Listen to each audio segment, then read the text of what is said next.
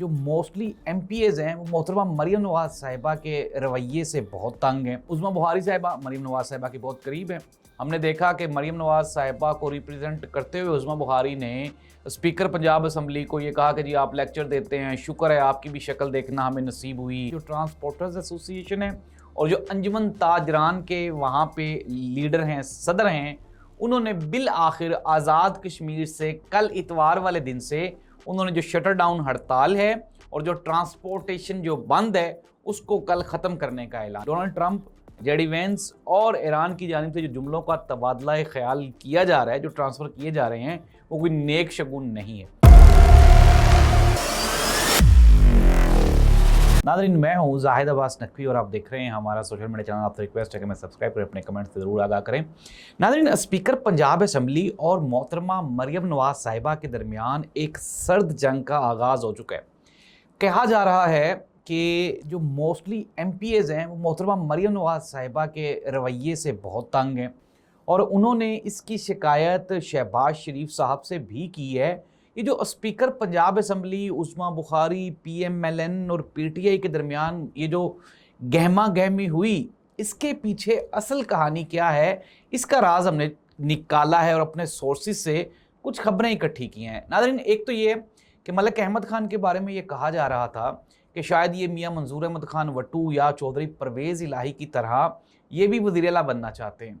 और कुछ लोग तो ये भी कह रहे थे चूँकि मलिक अहमद खान साहब ने शहबाज शरीफ साहब की और जनरल बाजवा साहब की बातचीत करवाई थी और इमरान खान की हुकूमत ख़त्म करवाने में और शहबाज शरीफ की हुकूमत लाने में मलिक अहमद खान साहब का बड़ा किरदार था, तो वो अब अपना रिवार्ड चाह रहे हैं।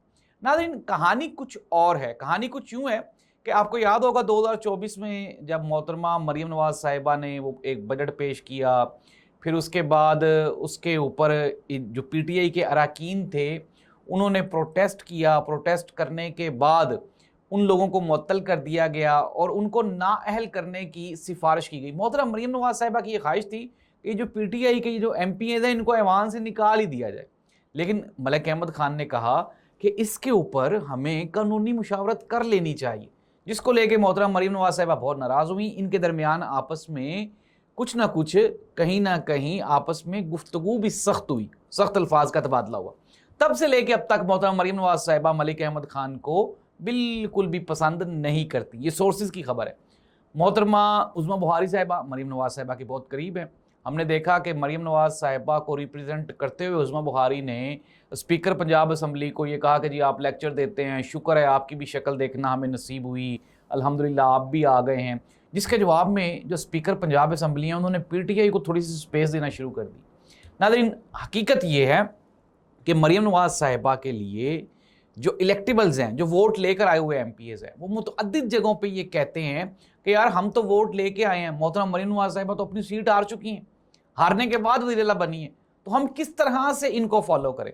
नाज़रीन, मलिक अहमद खान चूँकि कसूर से वाकई अपनी नशिस्त जीत के आया है तो उसको एक कॉन्फिडेंस भी है और अपने हल्के के वोटर्स को वो रिप्रेजेंट भी करता है। यही वजह है कि यहाँ पे पर्सनैलिटी क्लैश हो गया मोहतरमा मरीम नवाज साहिबा और मलिक अहमद खान साहब का।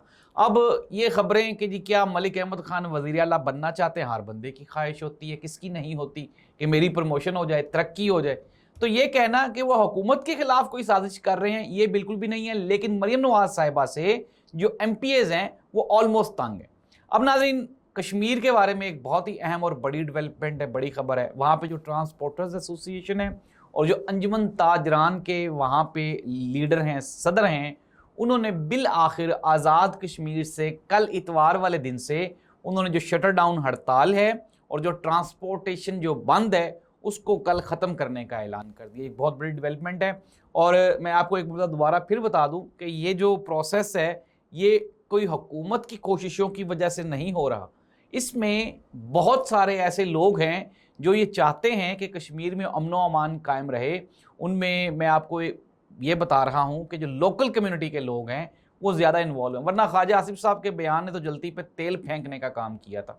जिस तरह की सिचुएशन थी उस तरह के बयान से तो उल्टा नुकसान होना था कश्मीर कॉज को। लेकिन नाज़रीन, ये खुशखबरी है और ये कहा जा रहा है कि कल से कश्मीरियों की जो लाइफ रूटीन है वो वापस बहाल हो जाएगी। अमेरिका और ईरान के दरमियान एक मरतबा दोबारा फिर कशीदगी बढ़ गई।